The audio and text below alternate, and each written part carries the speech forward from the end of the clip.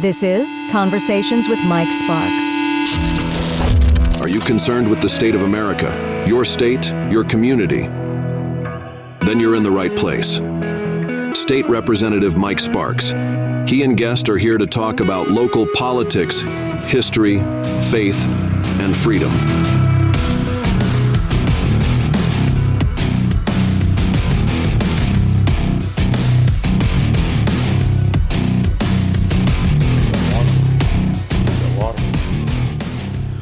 All right, you're listening to Conversation Mike Sparks. I'm your host, Mike Sparks. Tiffany, how you doing? You're looking good. Is that okay to say? Yeah. Live on the radio? Yeah, I toured TEMA, Tennessee Emergency Management Agency, about 2 weeks ago, and I've been over a couple times, and I always thought tornadoes did more damage and cost more lives, and they're like, no, it's flooding. And I know Representative Jeremy Faison, I was going to see if he can call in tonight, but I know he's swamped. He's in Cott County, and it's just devastated what I've heard over there. But, you know, it just makes you realize to stop and count your blessings. You know what I mean? Amen. Yep. It really does.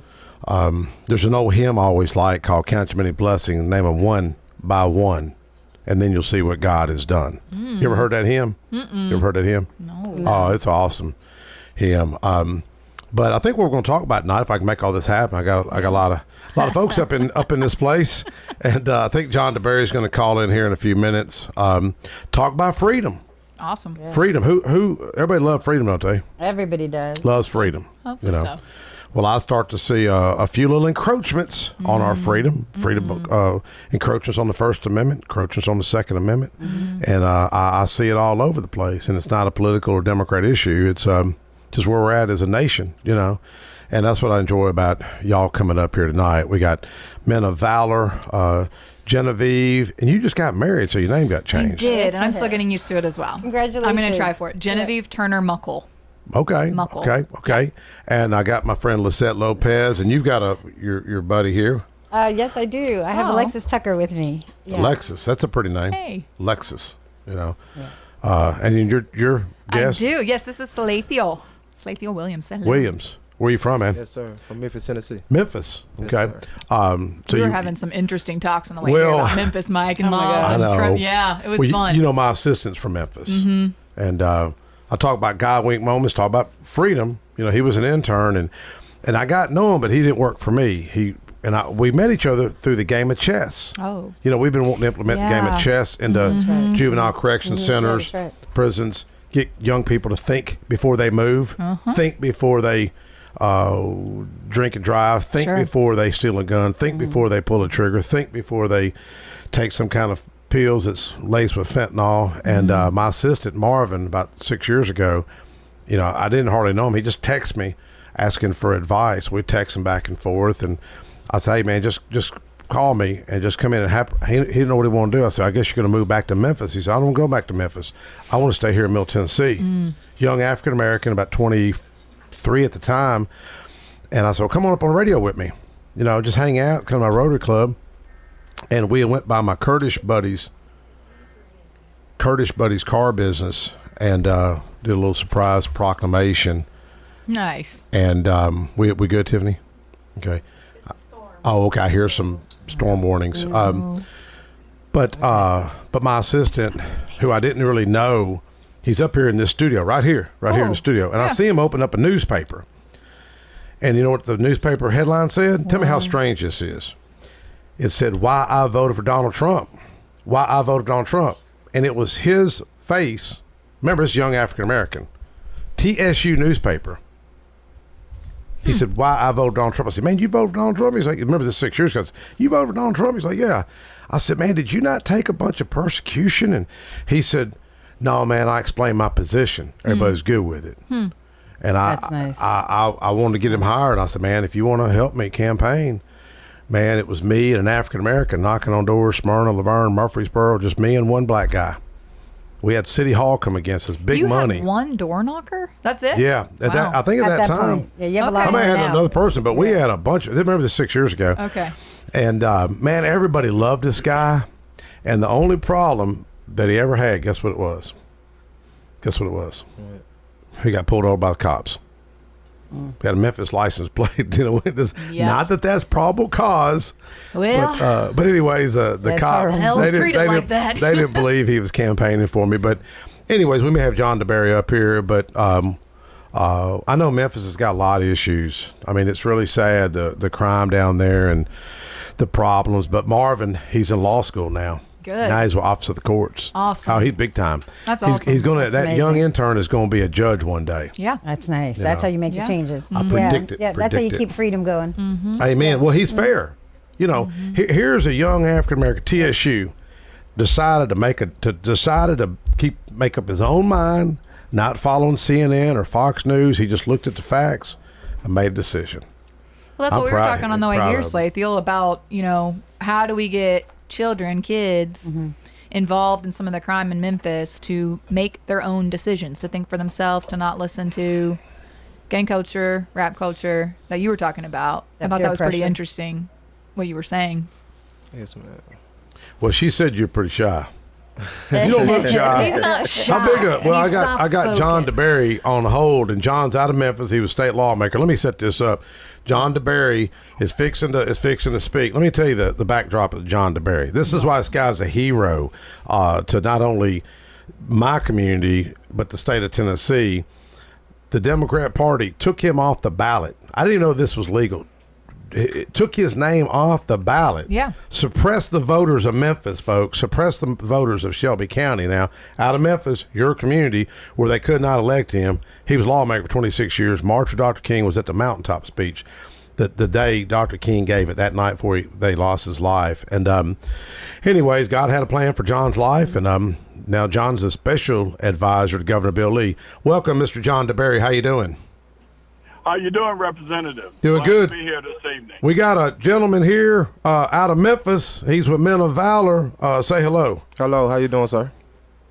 Doing fine, sir. How you doing? I'm doing pretty good. Good, good. Men of Valor is a wonderful organization. Yes, sir. Well, John, you keeping them straight in Memphis?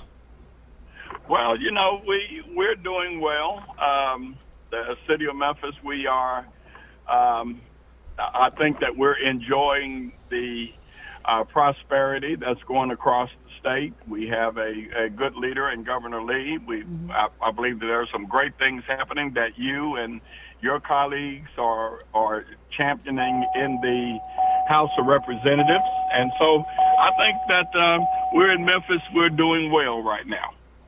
Well, the governor was in Franklin, or on Franklin Road Baptist Church Friday, and for the Tennessee Christian School Association with Pastor Mike Norris. Representative Slater is really involved with that organization. He's an educator. And, I didn't know. The governor got up and gave just an awesome testimony. And I don't think he'd mind me sharing this live on WGNS. But, John, he talked about all the hardships he's went through. His wife was killed on the horseback riding accident years ago. He opened up. He really got a little emotional, to be honest. And he had proclaimed what Friday, was it faith, prayer, a day of prayer and fasting, right? Prayer and fasting. Mm-hmm. And I never knew. He said after he lost his wife, his daughter shot herself in the head. Did you ever know that story?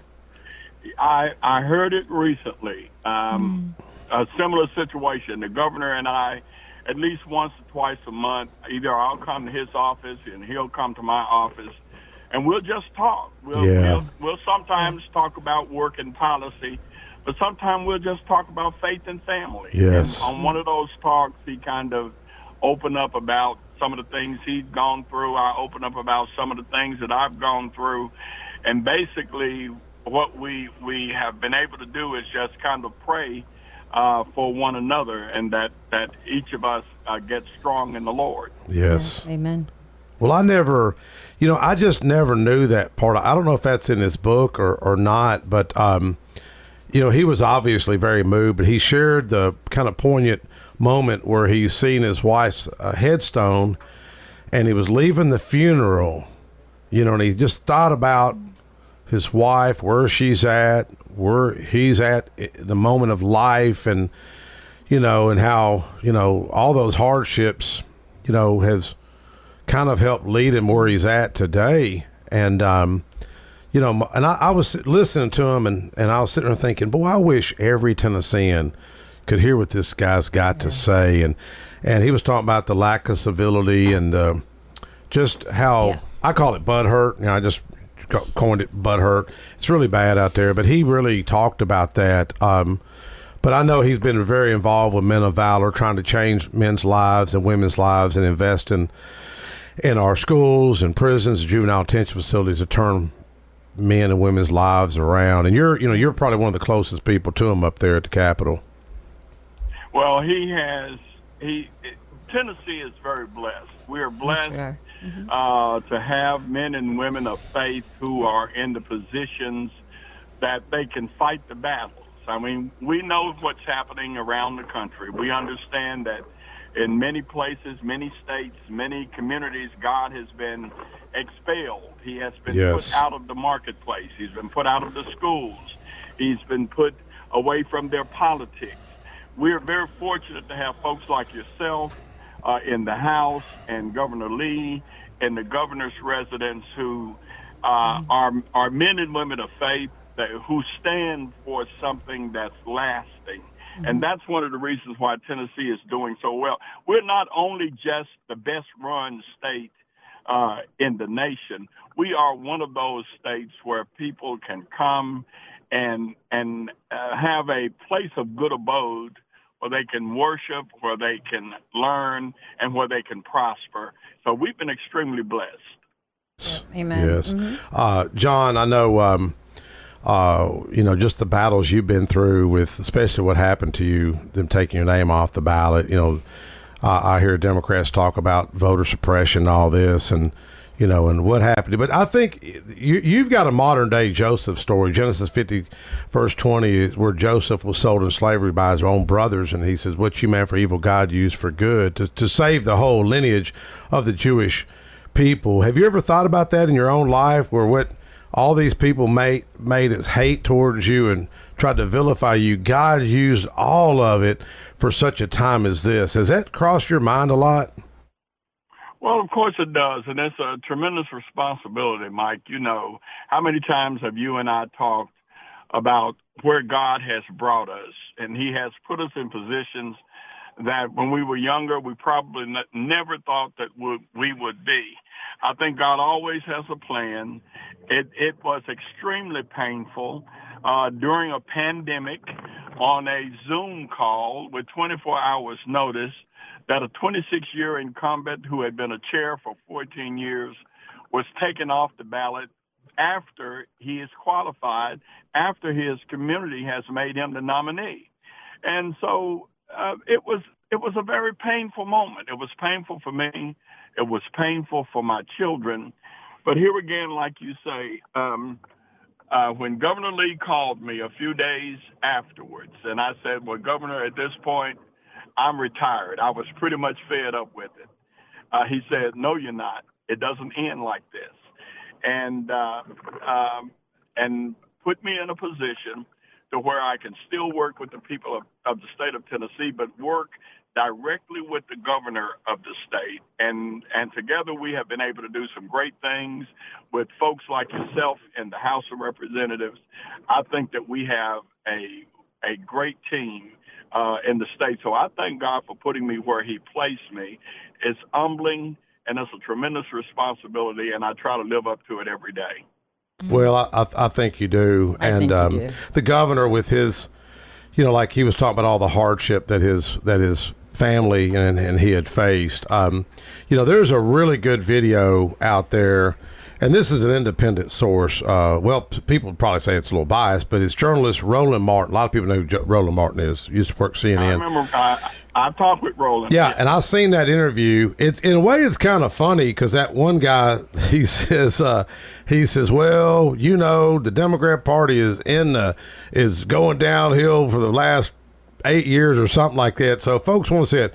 The John DeBerry Roland Martin interview. Roland was an Alpha Phi Alpha. You know that, or he is, not was. We had a meeting last night. I want to thank the Alpha Phi Alpha and the AME Church for hosting a candidate for him. John, I brought my award I got from the Alphas a few years ago. I never tell you that story. Yeah, you told me. I remember you mentioning. But tell us again, Mike. Well, I know I probably told you 5 times.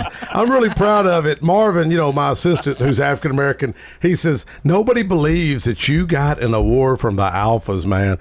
And so I brought it with me last night. And because, people always want to probably play the race card and, create division and attacks and all those narratives. And, it's kind of neat, though, because really what people try to, like they used against you, they use against me, it's really like, it's almost like guys got a sense of humor. Mm-hmm. It's like, okay, I'm going to take this hate and all this butthurt, and I'm going to use it to glorify my name and lift folks up who can be a voice. Mm-hmm. And really, I like to thank people for the criticism. I like to thank Antifa for being in front of my house 5 years ago, waking up all my neighbors and waking up my wife and kids. They were out there out front with a bullhorn. Yeah. But here's the thing about it. And this is where the news, which we don't have no news today, let's just face it. I know Tiffany can't say nothing. Work for Channel 2.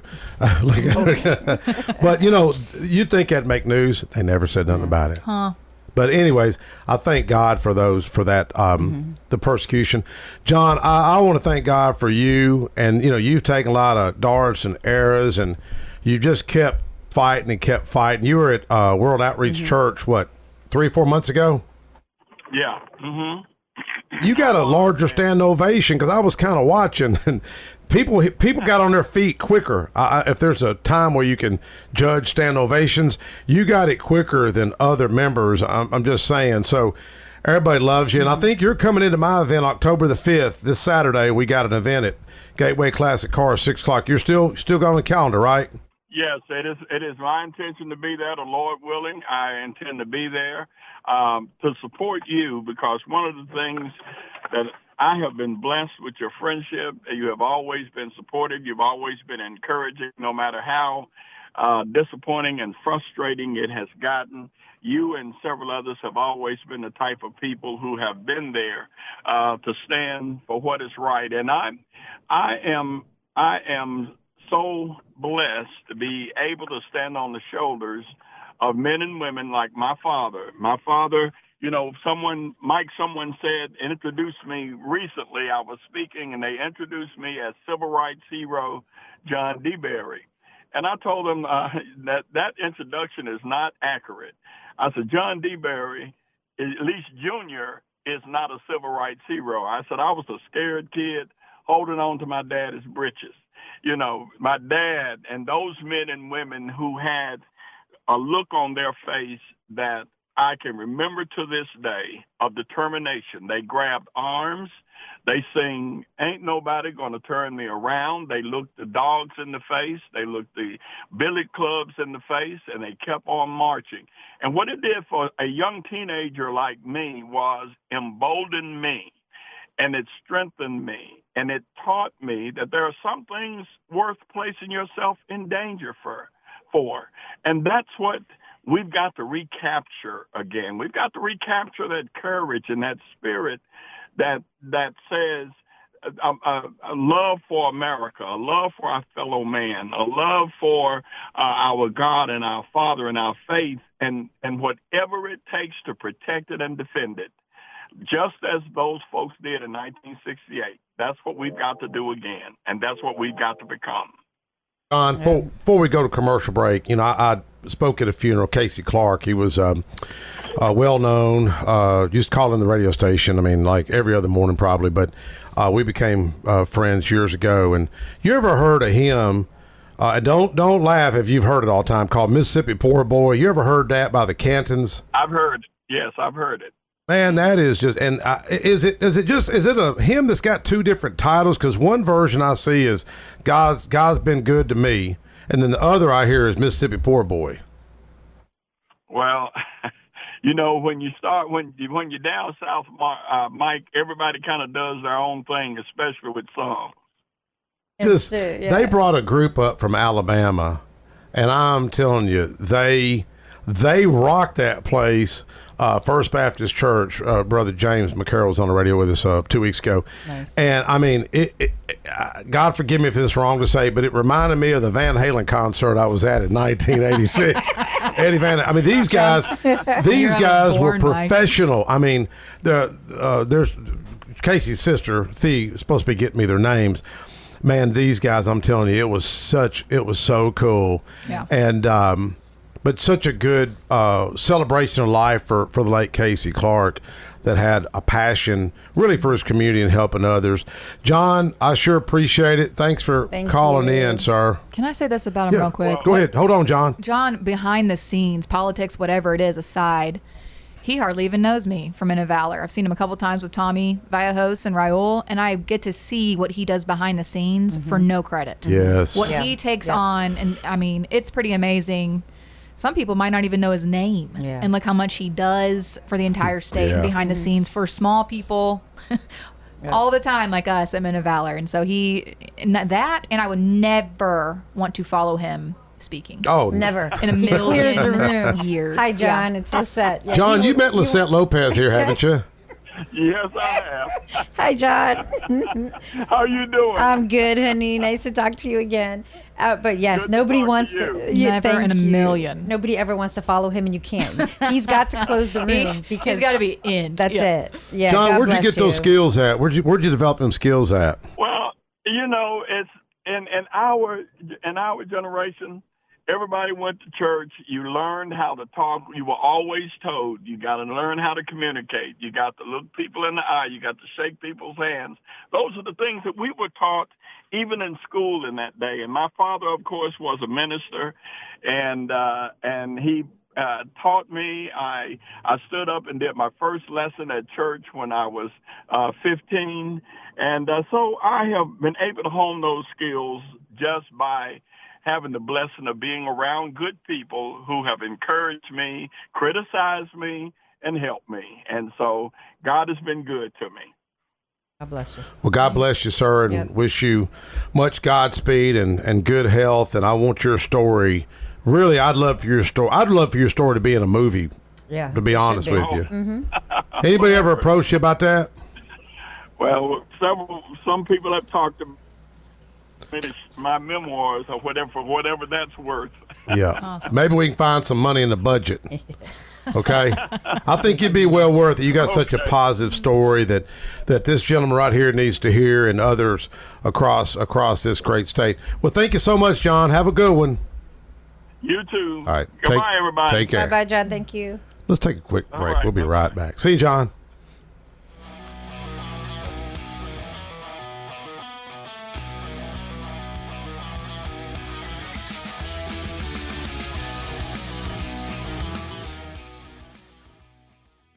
Josh Moss with Affordable Heating and Cooling provides residential HVAC and duct cleaning services to the Middle Tennessee area. With more than 20 years of experience, Josh Moss and the AHC team provide 24/7 service and take care to ensure whatever work you need done is done in a professional, timely manner. Contact AHC at 615-745-1676. That's 615-745-1676. Or go to their website at affordableheatingandcoolingtn.com.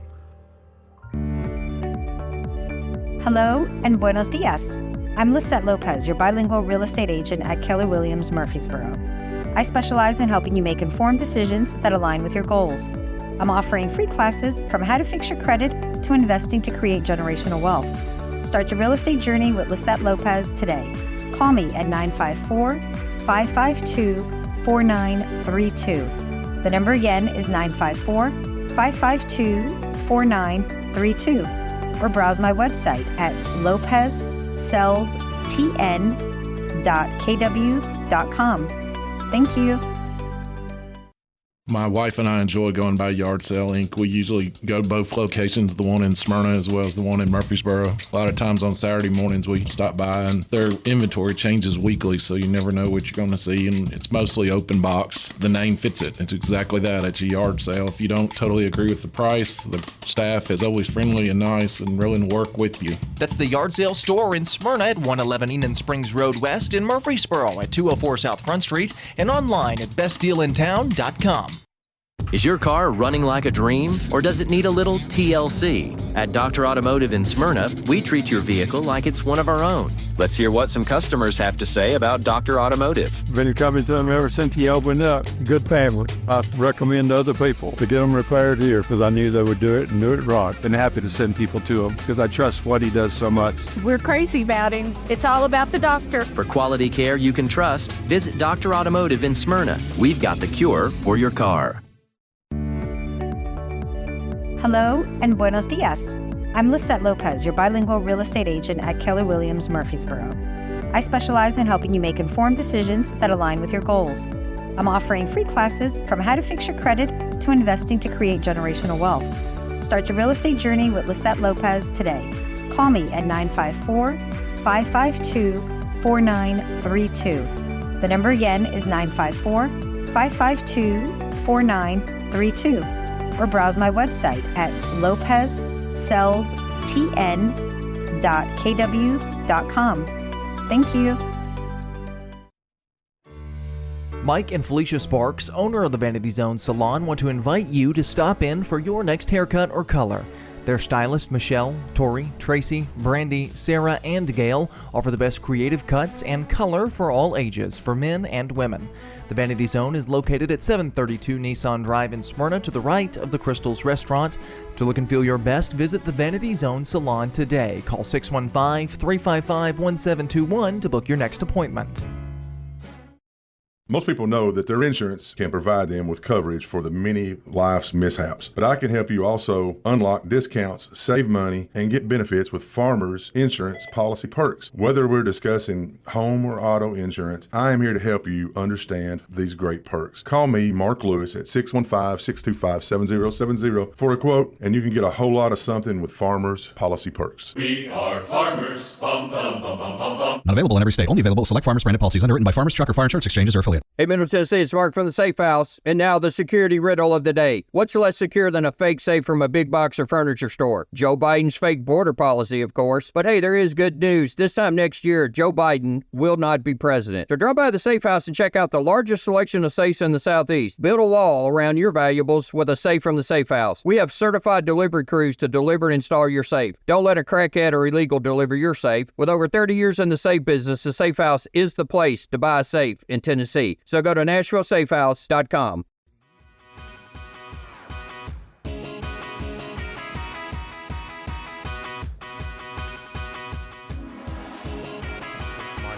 That last commercial, I want to give a shout out to Mark Brasfield. That piece of legislation I carried that cut tax off gun safes, which incentivized folks safe storage of firearms, locking up their firearms, gun safety devices.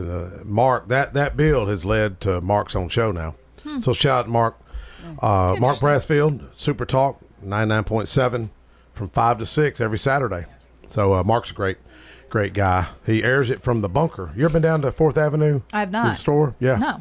No. So folks go, he's got gun safes for everything. That's awesome. Boats, he's got vault doors, he's got all kinds of weird hidden safes and stuff. Interesting. Like safes for dressers, and it's really, really cool. Mark's a great guy too. Yeah. His commercial's a little hard hitting, but he's really a good guy. You know, probably like this guy, he's a big gentle giant right here, right? Yeah. Now, how do you say your name again? Salathiel Williams. Yes, sir. Okay, you're from Memphis. Yes, sir. Yeah.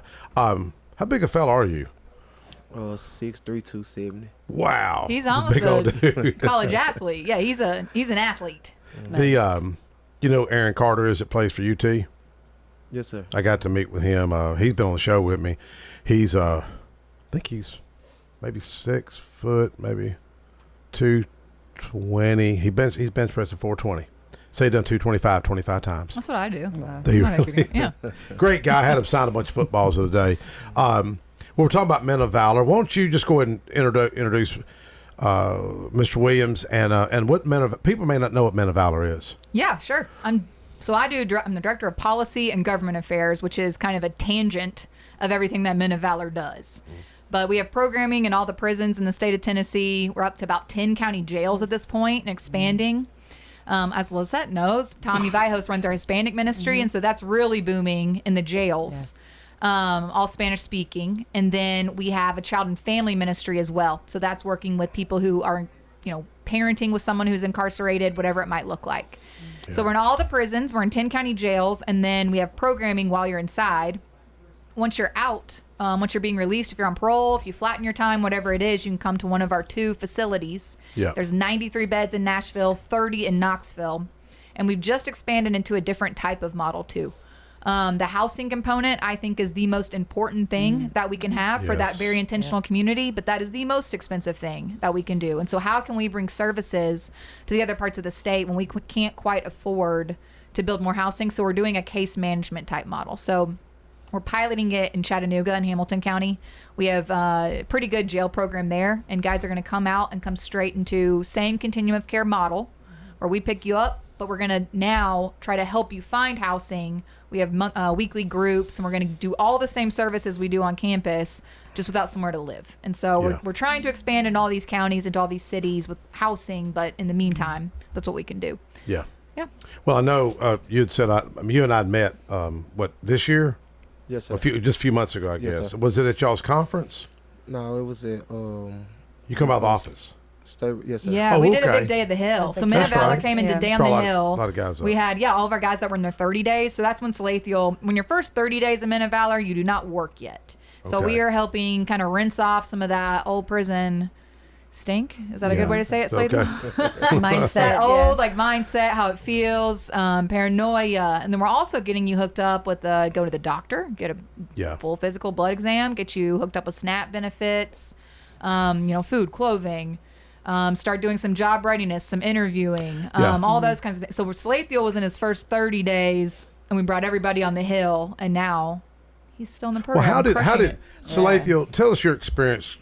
How did lawmakers treat you? Because y'all went to, I'm assuming you didn't hit every office, but no, yeah. How did everybody treat y'all? You can be real. You ain't gonna hurt my feelings. They treated us pretty good. The fruit that we went to, they was listening. That was real understandable. Yeah. So it was number good hospitality. Yeah. We had 10-minute meetings, and some legislators were asking them to stay for 30, 35, y'all, and asking all kinds of asking all kinds of good questions. I thought. Yeah. People are asking you good questions. Yeah, they were pretty good questions. Well, I've watched the old school mentality. I used to hear folks say that you can't do nothing for people that made mistakes, and I call it stinking thinking. What people don't realize, the taxpayers, we're paying about $34,000 in TDOC. Way more, $111.50 per day, and that's just to incarcerate someone. That doesn't look into the social services required, doesn't look into the court costs and fees and fines, and how we pay judges, DA, everything there. And so that's literally just the cost to incarcerate them, not the entire system that's involved. Did you ever know what happened with this county? They had this PCC, private probation company, going on. Yeah, they got charged $14 million lawsuit. Yeah. And our leaders were silent. Mm-hmm. That's crazy. Well, except for me. Not toot my own horn, but I remember getting in a big fight with the mayor, and they put me on the front page fighting with the mayor. They finally, a judge intervened into the program, release some inmates due to this. But here's the knucklehead crap that goes on that really irritates me. Because I've learned if you don't have a lobbyist, you're SOL. True. So you're kind of a liaison, if you will. Yeah, I'm registered as a lobbyist, but and it is. It's a serious part of my job because it's policy. Criminal justice is huge policy, and I don't have anything to sell y'all. So many people are vendors, whatever, and so I come in and I'm like, well, you make those connections, you get to know people, you got their cell numbers. You're here with us right now. Yeah. But I think the system's broken. You got to be careful. You got to be careful with what you say, and I'm not trying to, get you to say something or anything. But when you look at Rutherford County, what happened in this county right here, where they got sued, $14 million lawsuit right there, and leaders are silent. See, the church is silent. The media is silent. Now, that one reporter, and that's Scott part Broden, of the system. The church is part of the system, all of it. There's a church on every block. Yeah. If a church were to say when someone's released or a child is incarcerated and gets out that we're going to take them and mentor them and be... Yeah. Well, you just hit mentors. Yeah. Well, maybe, Mr. Williams, do you have any mentors in your life? Yes, sir. Can you name them? Mr. Mark Hartz. Okay. See, Men of Valor hooks you up with a mentor. Yeah. Okay. Have you seen that video we produced years ago? Marvin, my assistant, who's now with Office of the Courts, it's on YouTube. I guess if you typed in Mike Sparks, Men of Valor, we had Men of Valor up. Well, this year we had y'all up, but then we had y'all up, I think, 5 years ago. Something. And is it Tony? Tony, African-American dude, gets up there and speaks. And, man, this is so moving. He said, I seen this white guy come in. He says, I thought, what am I going to have in common with this white dude, this older white guy? And it was so touching. The guy says, he said, he gave me something I never had. Yeah. Because he didn't have a connection with his father. Mm. He said, T-I-M-E, time. And it was very moving. That's how you spell love. That's well, what people yeah. say. Yeah. I can relate. I had a rough relationship with my dad. I mean, he was a good man, but he was just military. I peed my britches every time I went over. They were divorced when I was probably, man, I mean, it was, I guess it's some childhood trauma if you think about it, because he was so, he never could let go of the World War II. I mean, Right. he was in World War II, Right. He was hard, disciplinarian, but thank God I had a father, Well, and that's what we touch on. I mean, we have a really great guys, PhD level, and we've just gotten some opioid abatement council money to hire 5 licensed therapists. Amen. So wow. all things SUDS, but also, I mean, if you want to address, you can't change the fruit if you don't address the root. And so we've got to get to the trauma. Yeah. And that's what these folks are going to be totally different in a whole new capacity of. We've got biblical counselors, we've got all kinds of great counselors, but now let's look at that trauma, those ACEs, adverse childhood experiences, those kind of things. Yeah. Well, look, I mean, this guy right here, you're 6'3", 275. Yes, sir. I mean, you're a big old boy. I mean, a lot of people would be scared to but I mean, I'm not going to put you on the spot of issues you had growing up, but we all got issues. There's some issues with us. And that's why, like, you look at the female population, how many of those women were sexually abused as minors? Mm-hmm. Our guys, we've been keeping some new data, and so for the guys coming through our campus, they have over 8 of the adverse child experiences on average. About 80% of our guys have over 8. Yes. And so I can name how many I have, but that when we don't look at, and it's what we talked about Slayfield the whole way here about in Memphis they're 10 and everywhere, but 10, 11, 12 years old being this is who they have to look at as father figures, as who's successful. And so the gangs are coming much younger for folks in Memphis than they've been coming. Yeah. I talk about music therapy. I think Tiffany and I have talked about this. And it's not that I get kidded, but I'll bring it up at a Chamber of Commerce meeting. And there's, 120 people in the crowd. And they're all, pretty successful people, probably had great family, been to college. And I'll bring up Tupac. And then I'll get looks like, what? Do you know who Tupac is? Yes, sir. Okay, I hope you do. Okay, but if you listen to the song "Dear Mama," my assistant Marvin, I started playing it one day, because he's like, "You don't know about Tupac? What do you know about Tupac?" I just knew "Dear Mama." Mm-hmm. He literally had to shut the door. He didn't want to hear it because he says, "Man, I get choked up." But see, his dad. That's probably why him and I connected, because his dad really, I don't think really was there. He hadn't really said much about it, but if you hear the words of that song, he says, I never shed a tear for my dad because he never was there. I found love in a gang. Mm-hmm. He's saying that, but no one's really listening to what he's saying. Right. That was, I guess, his outlet. Mm-hmm. I'm in a history of music class now, history of recording industry. Man, it's fascinating. I'm not a music person, but it's fascinating of how music has evolved. It's like Aretha Franklin, the blues, and the church. The other day we were talking about the church. There's 120 students in there now. Talking about the church, Tiffany, how the choir and Aretha Franklin and all these folks learn and sing in the church that kind of segued into some rock and roll. Mm-hmm. Sure. I mean, and rock and roll was born. Really Elvis and so many people. Louis Armstrong, you look at his story. I don't know if anybody's ever studied it. His mom was a prostitute. He was running errands at 12 years old, and I guess a Jewish family took him in. But the history of music is really so cool because the recording folks, a lot of them were Jewish, and they all kind of had that synchronicity of white, black, Jewish people kind of coming together. Yeah. I'm sure some Cubans. Yeah. was said. Toss them in there. And, but it's really cool how music has brought people together. Did y'all? You'd like there's a group called Second Verses that we're starting to partner with. Yeah, and they're doing. We're supposed to be setting up a meet. I'm glad you brought. Good. Well, he Good. called me the day he met with John. Yeah. Where I'm hoping that we can get some money in the budget. Maybe y'all can help me. We've got some stuff going on with them. We're going to figure out. But yeah, he does really cool stuff. It's not. He was doesn't call on it with music us a few months therapy. ago. He doesn't. He kind of steers away from that word. But it's exactly that of how do we write down our story in a different way. You know, not everybody gets that's 10 amazing. minutes to just give a testimony, but if you can make a song and write music and make people feel, then yeah. You know, we had a guy, Lisette and I had, it was me, one of the coolest shows we've ever done. We were talking about freedom. It was Cubans. Mm-hmm. And I was on the way over here. Was that 2 years ago? 2 years ago. 2 years ago. And and I had Leroy Wells on. I remember. Leroy. Yeah. Leroy sadly passed away. Oh, my gosh. Yeah, last year. Great guy. He said he heard me on in North Carolina. I was like, Leroy, I don't think you heard me on North Carolina. But he was a bulldog of a fella. He said that Advanced Finance took advantage of his daughter, charging her like 300 or 400%. And he tells me a story. Went to the court and he's like, I ain't paying you. I mean, I can't use the words. Yeah. And I guess they knew how much of a fighter this dude was. They're like, I guess he was like, hey, this is going away, you know. But anyways, he was a bulldog of a fella. But the show we did was talking about the Cubans and freedom. And the freedom. And That's huge. We're still talking about freedom. remember what that guy said? That said, let's have a protester exchange program going on. Remember that? Who was that one guy that was with us? Oh gosh, I don't remember. It was funny because Tiffany, he says, why don't we have a protester exchange program?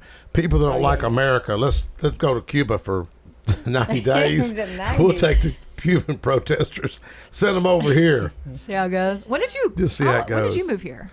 When did you leave Cuba? I guess. Well, I should actually, say. I'm first generation American. Okay, So okay. my parents left right as Castro was taken over. I see. So they've been in the country now like 60 years. So almost 60 years. similar to Raul's story. It's almost Okay, exactly, got yeah, it. exactly. And from Miami. So it's, Okay. yeah, where all good Cubans go. Yes, that's what I've heard. Exactly. And then we all migrate out. But yeah, even now it's getting worse. It's there's a lot going on now again. with the You said protesting you've and- got a friend that does I do. My friend travel. Shyla. She's over there now. I reached out to her. She's in Havana now. She does trips. Could she bring what I told you back? I'm going to write her. I will find Okay, out. seriously, ask Yeah, her. I yeah. better I not lost say it my on the air. contact, and I have a contact in Miami. Tiffany. Yeah. So bring some contraband back. Exactly. I'm like, wait. It's nothing bad. Don't ask me on the radio. It's not marijuana. No. Not that. Anyways, I know it's not marijuana. Just for the record. No. But you know, it's funny how people though appreciate. Sometimes people appreciate America more than Americans do because we take it for granted. We take it for granted. We really do. And you forget, like that saying that we love Reagan. So the saying, I don't know it exactly. The one about if every generation has to fight for freedom or they forget it. Yeah. I'm totally misquoting that, but I do believe that, and I see it now. This generation has lost the fear. You know, freedom comes in so many forms, whether it's the First Amendment or freedom from the system. You know, and people get caught in the system. If they're look at PCC, they were entrapped. Yeah. That was happening, and this county, not just San Francisco or Detroit or New York, that happened here. This is our backyard. Right. But I'm reminded, on the way up here about 2 years ago, I was in my head thinking, what am I going to talk about? I know nothing about Cuba, and I haven't prepared for the Lisette's got you. show. And then something reminded me of Reagan and what Reagan said. He said there's a story, and I think it's Raul Lopez, Raul Cruz, Ted Cruz's father, who I've met. Rafael Cruz, Ted's father, Senator Ted Cruz's father. And the story goes that I think there was a guy had escaped Cuba, and he's telling a congressman, and the guy says, man, you're so fortunate you were able to seek freedom. You got to come to America. He says, I'm fortunate because I had somewhere to go. You have nowhere to go. So if all this Marxism and communism keeps permeating our country, state, and it's slow. It's like the frogs in the pot theory. It's slowly happening. Slowly. This country's $35 trillion in debt now. But I brought that up, and but every person I've ever met from Cuba just it's why are y'all more patriotic? It seems like Because we experienced it. I mean, we came here just for that. So, like, they just unrationed. Now the food has been even more. They're even starving more. They've cut the water off, and even the little bit of bread that they did get, it's less now. There's nowhere to go. so they're stuck. And I think just it's a pride. You know, their families took them so much to get here, and it was just very, very prideful that you have to do better than us. Education is very important. Moving forward, becoming an American citizen, like my parents did, and starting businesses and hustling and stuff that you can't do over there. Yeah, it's impossible. The entrepreneurial spirit. Raul, I know we weren't able to get Raul to call in tonight, but when did he came from Cuba? Correct. Do you know what year? Gosh, I think he was like 10 years old, or he was young he was as pretty well. young. He was young, maybe even younger. Yeah, so it has to be right. Most families at that age, it's right So before. he can't go back and visit. He can't. No, he can. He's been back. Oh, he has. Something opened up not that long ago. Okay. Yeah. Okay.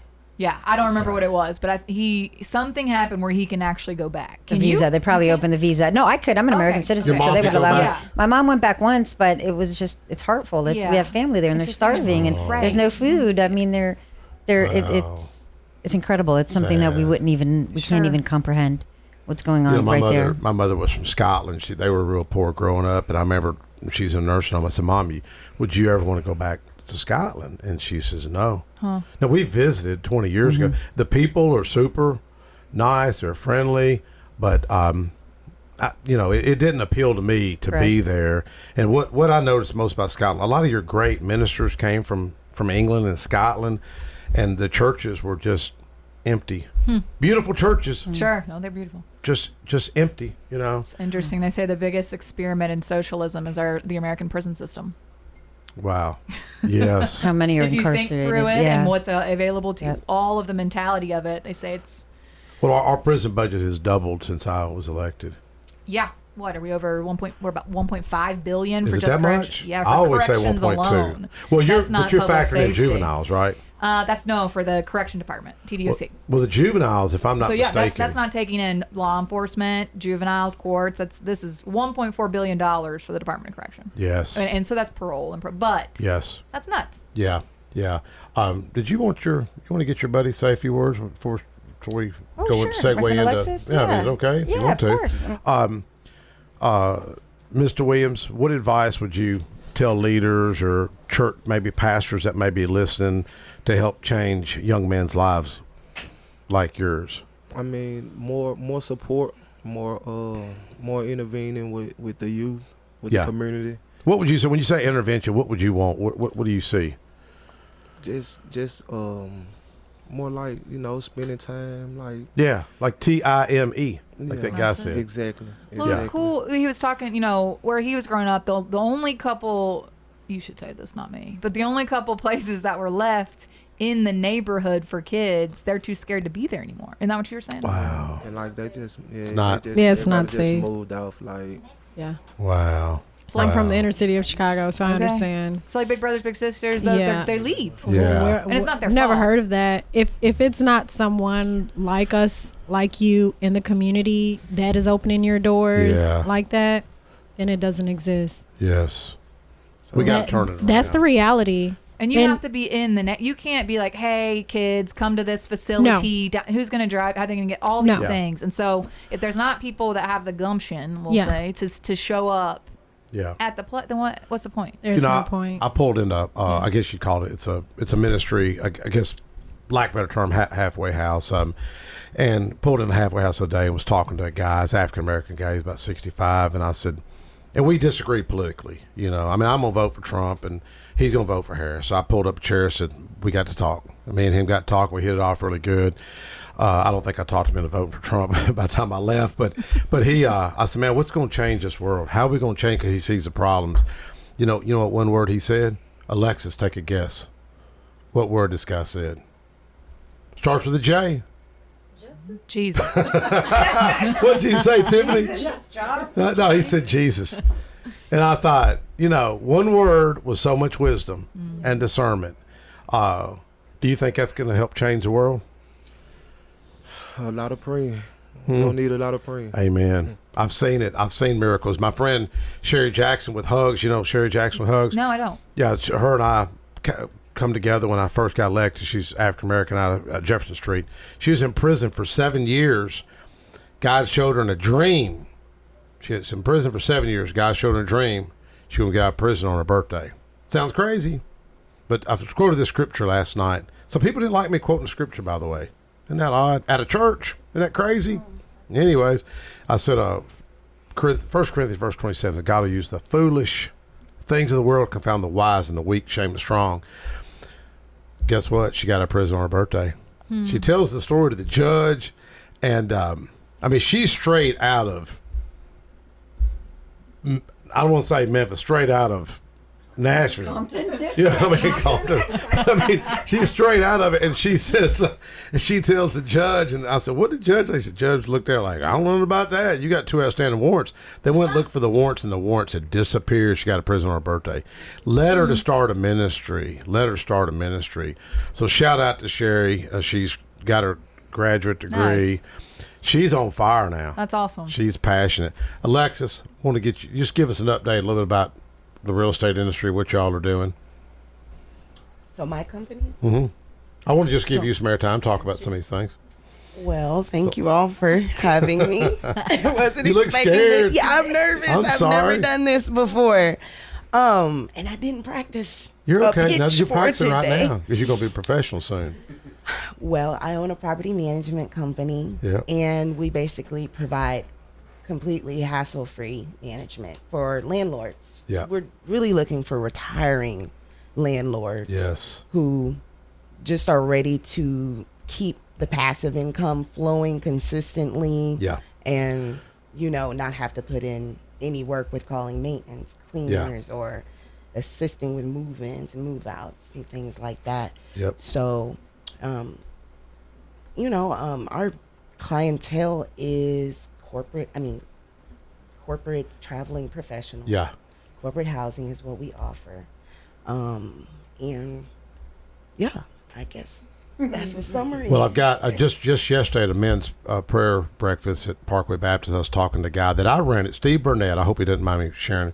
I had a fitness center when I was 21 in Smyrna, and I was paying him $550 a month, right there by Wilson's Photography, by the print shop that Roger liked so much, and nice place. And I could have bought that building $45,000 back then. I think it's like $400,000 now, something crazy. So how can folks get hold of you? I have a website. Okay. It's www.lexusperspectiverealty.com. Okay. And so it's Lexus like the car? Yes, Lexus. Okay. Not Lexus. Alexis. Well, that's my name. Oh, Alexis, okay. yes. Alexis, but the website is Lexus Perspective Realty. Perspective Realty. Perspective, okay. yes. Well, thank you. Before we segue over to Roger, any final words before I go into Roger, y'all? No, Men so of you'll Valor? tell them what you're going to do. What are you gearing up for? That's what your story of hope and change and beauty. So, what's your next plan? Well, my next plan is hopefully I can enroll in school. Yes. College or whatever. And Well, Chattanooga State, I think, has got a program. Williamson College, let's shout them out. They are rethinking all of higher ed. Good. And they are trying to figure out. They had this big. They were going to give our guys half off, and so someone said, "That $3,500 is still. Yeah. You might as well just tell them it's $1 million." Yeah. And so they were like, "Well, I guess we got to figure something out." So they're figuring out ways to give Slathiel and some other people. I got the They're big chancellor. time. Yeah. I got the chancellor coming in to Motlow. We're doing a big education meeting and mental health. Yeah. If folks are interested, just call my office 741-6829. But let's work on it. She's going to be asking for $500,000 for mental health and some counselors. Thank you. How do you say? I'm not going to be able to pronounce your name. Salathiel. Salathiel. Yes. Nathaniel, Williams. but Salathiel. Okay, Salathiel. Yes, all right. Thank you, Genevieve. Yeah. With the new name.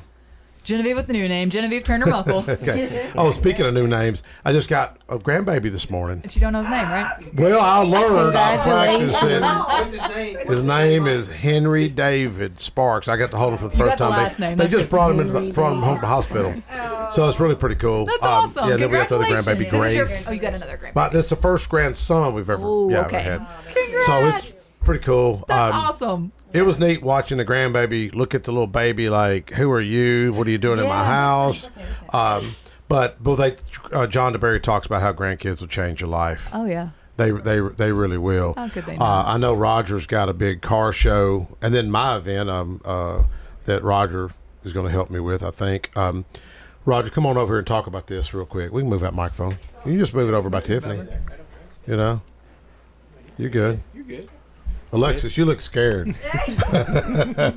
isn't my industry. You got a sweet spirit about you. I can tell. Oh, you can read it. You know.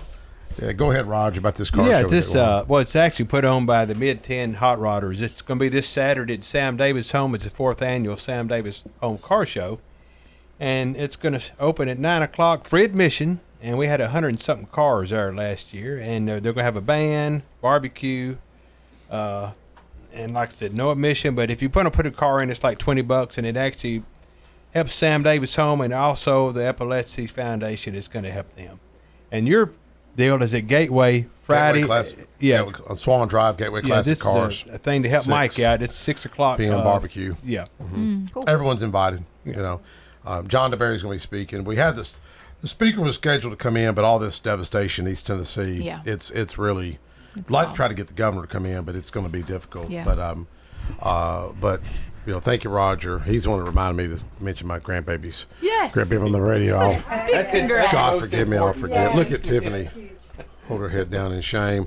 But you know, this is a big issue that we need to care about, the incarceration, because even if you're one of these people that don't give a rat's tail, I see people like this. They don't care about crap.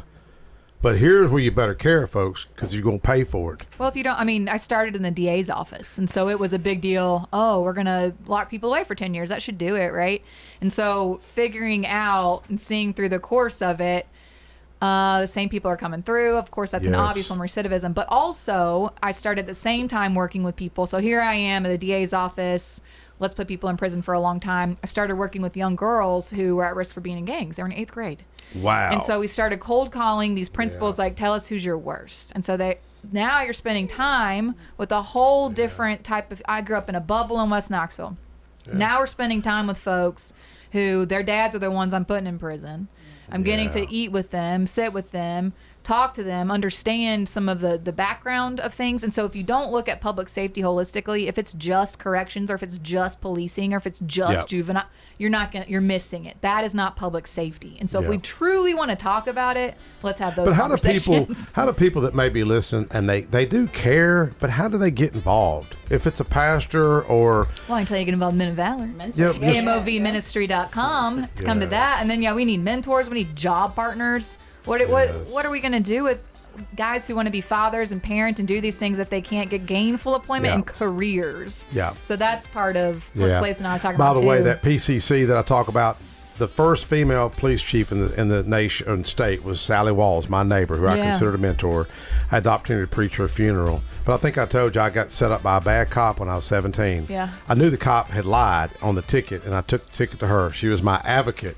And she looked at the ticket. She said, that dude's a bad cop. You don't worry about that ticket. I got the ticket. I had an advocate. I had a liaison. By the way, PCC took $1,000. The guy put it in his pocket. He's a piece of crap. He moved to South Carolina. And it makes me sick how this happened. And the leaders were silent, folks. Thank you for Genevieve. Thanks for having us. Mr. Williams. For all you do. Lisette, Lexus, and Tiffany. And Roger for not being silent. Folks, we'll catch you next week. Thanks, Mike.